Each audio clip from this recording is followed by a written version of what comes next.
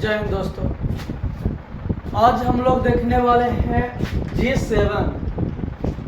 G7 क्या चीज़ है और ये क्या चीज़ है, इनका क्या भूमिका रहता है, इन चीज़ों पर हम लोग देखेंगे।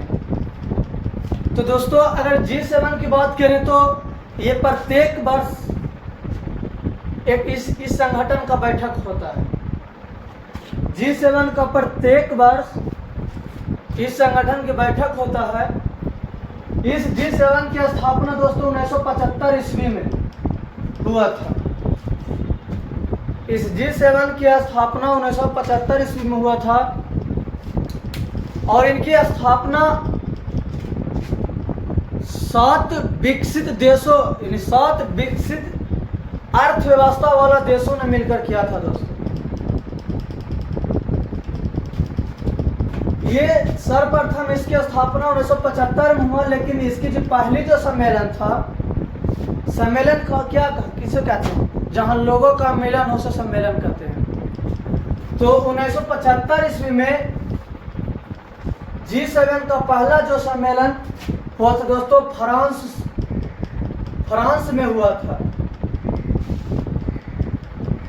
लेकिन वहीं 1975 से दोस्तों चलते आ रहा था 1976, 1977, 1978, इसी तरह से चलते हुए दोस्तों इस बार 2024 में G7 का 50वां सम्मेलन था दोस्तों। इसी प्रकार चलते G7 का 2024 में 50वां सम्मेलन था, जो इटली में संपन्न हुआ दोस्तों 13 जून से लेकर 15 जून के बीच ये चले दोस्तों। ये सम्मेलन चले 13 जून से लेकर 15 जून के बीच ये सम्मेलन चला दोस्तों। इटली के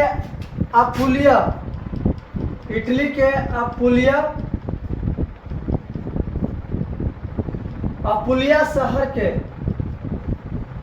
फसानों में इसका सम्मेलन चला था दोस्तों।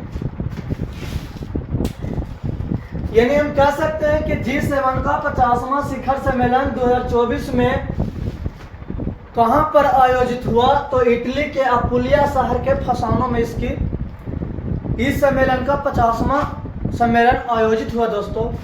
और ये चले थे 13 जून से लेकर 15 जून के बीच ये आयोजित हुए थे दोस्तों। इनमें इस सम्मेलन में जिस तरह से भाग लिए थे जो इनके सदस्य थे, G7 मतलब होता है 7, इसमें 7 सदस्य है। टोटल सदस्यों की संख्या कितना है? 7। तो 13 जून से 15 जून के बीच ये 7 देशों जिसकी विकसित अर्थव्यवस्था है, अच्छी अर्थव्यवस्था है, उस 7 देशों के प्रमुख नेताएं जो थे उनके आपस में एक सम्मेलन चला था। जिस तरह से हम देखते हैं कि कनाडा के, अब बात रहा कि 7 को सदस्य इसका है कौन कौन, तो Canada, America, Britain, France, Germany, Japan और एगो इटली। दोस्तों इटली, ये 7 विकसित देशों G7 के अंतर्गत आते हैं। तो G7 तो हुआ था 50वां शिखर सम्मेलन कहाँ हुआ? इटली में हुआ। इटली के अपुलिया शहर के फसानों में हुआ। तो इसमें जो भाग लिए थे तो कनाडा के प्रधानमंत्री जस्टिन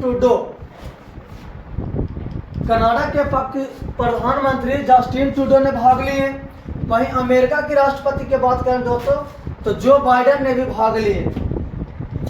ब्रिटेन के प्रधानमंत्री की बात करें तो ऋषि सुनक ब्रिटेन के प्रधानमंत्री ने भी भाग लिए। अभी वर्तमान में ब्रिटेन के प्रधानमंत्री दोस्तों चेंज हो गया है। केयर स्टारमेकर हो गए दोस्तों, केयर स्टार मेकर, इसके कुछ अभी न्यू चेंज है, केयर स्टार मेकर हुए शायद, केयर हुए शायद। वहीं फ्रांस की जब राष्ट्रपति दोस्तों एमैक्यून मैक्रा और जर्मनी के चांसलर ओलाफ शोल्ज और जापान के प्रधानमंत्री फूमिया किशिदा और इटली के प्रधानमंत्री जो थे दोस्तों जॉर्जिया मेलोनी ने भी, इटली के जो शासक थे मेलोनी ने इसकी अध्यक्षता की, क्योंकि इटली में हुआ रही था। तो जॉर्जिया मेलोनी ने इसकी अध्यक्षता किया था दोस्तों। जॉर्जिया मेलोनी जो इटली के थी वो यह वहाँ की अध्यक्षता की, G7 की अध्यक्षता की दोस्तों। ये जो देखें आप लोग कि G7 में जो सम्मेलन होता उनमें भाग लिया गया। इसमें देखा जाता है कि दोस्तों जब भारत में 18वीं लोकसभा के चुनाव हुए तो जब मोदी जी हमारे तीसरी बार प्रधानमंत्री के शपथ लेने के बाद दोस्तों ये पुनः इस सम्मेलन में भाग लेने के लिए, इसका सदस्य भारत नहीं है, G7 का सदस्य भारत नहीं है, क्योंकि G7 का सदस्य राष्ट्र कौन सा है? तो Canada, America, Britain, France, Germany, Japan और इटली। लेकिन भारत इसका सदस्य नहीं है, लेकिन इस सम्मेलन में शामिल हुए थे। तो तीसरी बार हमारे मोदी जी की क्या है, प्रधानमंत्री के शपथ लेने के बाद वो इटली में जाकर G7 के सम्मेलन में इन्होंने भी भाग लिए थे दोस्तों। उसी में नरेंद्र मोदी जी ने इस सम्मेलन का संबोधित करते हुए कहा था कि भारत जो है कार्बन उत्सर्जन में नेट जीरो लेवल तक 2070 ईस्वी तक आते आते भारत कार्बन जीरो तक पहुंच जाएगा, मतलब कार्बन उत्सर्जन कम कर पाएंगे, जीरो लेवल पे हो जाएगा। वहीं विश्व पर्यावरण के दिवस पर हमारे मोदी जी ने यह भी कहे थे, एक अभियान चलाए थे, एक पेड़ माँ के नाम से अभियान चलाए थे। और इस अभियान में विश्व के अनेकों देशों को शामिल होने के लिए कहे थे।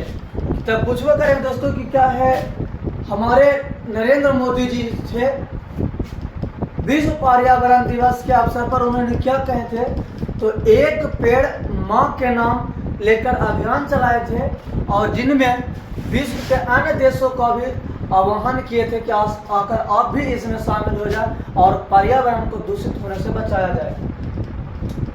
दोस्तों यहीं तक नहीं, बात रही G7 की जो बैठक हुआ उसमें और भी चीजों पर वर्णन किया गया। जिस तरह से देखते रहते हैं रूस यूक्रेन युद्ध, इन चीजों पर भी लेकर वर्णन किया गया, क्योंकि रूस और यूक्रेन में आज से 2 साल या 2-2.5 साल पहले से युद्ध चलते आ रहा है दोस्तों।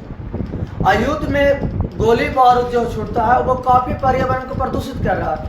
तो उसको लेकर भी रूस यूक्रेन युद्ध को लेकर भी चर्चा हुआ, जिसमें गाजा संकट को लेकर भी चर्चा हुआ, आर्टिफिशियल इंटेलिजेंस को लेकर भी चर्चा हुआ और जलवायु परिवर्तन को लेकर भी इनमें चर्चा की गई दोस्तों। ये G7 का एक छोटा सा वीडियो है दोस्तों आप लोग के सामने, जिसे क्वेश्चन पूछ भी सकते हैं दोस्तों करेंट अफेयर के तौर पे। तो ये था हमारा G7 की सम्मेलन जो 50वां सम्मेलन हुआ था। वही बात करें दोस्तों कि G7 का जो 51वां सम्मेलन है 51, ये जो सम्मेलन है दोस्तों कनाडा में होने वाला है। कनाडा के